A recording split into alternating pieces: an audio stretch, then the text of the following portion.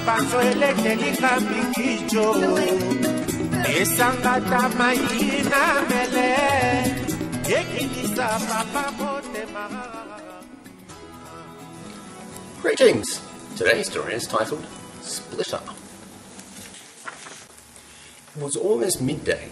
Soon the cycle would start again. His forehead was already shining with beads of sweat that trailed down into shallow rivulets to the tip of his nose and dripped onto the paperwork in front of him. He wiped at the splash of water, smearing it across the semi-dried ink while still writing with his other hand. The itching had already begun at the peak of his scalp, just like it had done over the last 3 times at seemingly random times throughout the 36 hours since he had drank the vile concoction. He felt the top of his head with his left hand while he continued writing with his right. There was a split there now. It was starting. His body convulsed as the drug in his body took effect and began to change him. Dr. Ferris Boulder, theoretical scientist, not commonly found to be testing his own theories with physical experiment, found himself to be doing just that. And it had worked. However, it had not worked the way he had expected. The itching became a tearing, and he felt his face split directly down the middle. His left hand explored the area where his nose should have been. It was in 2 halves now, no longer one single nose. Each half began to grow skin and cartilage to become 2 separate holes. The rest of the 2 separated faces grew more skin. Lips, a new eye, hair, and an ear until there were 2 heads.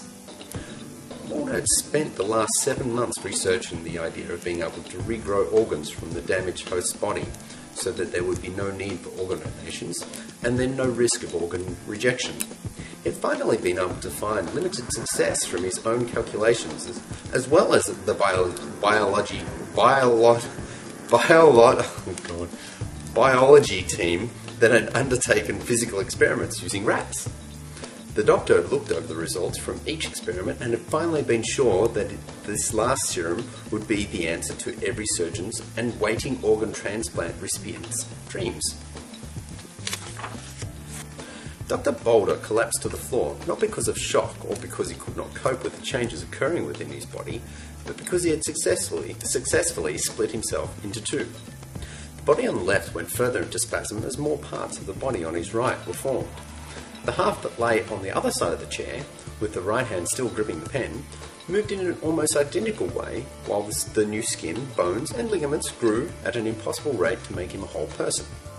Moments later, the 2 men that were once one stood. They looked over at the other identical men that had also experienced the same process. Now there were 16 people in the room, and they were all him. As one, the doctors shook their heads and said quietly, "We're going to need a bigger room." And that's the end of the story. Thanks for watching. Hash Melons.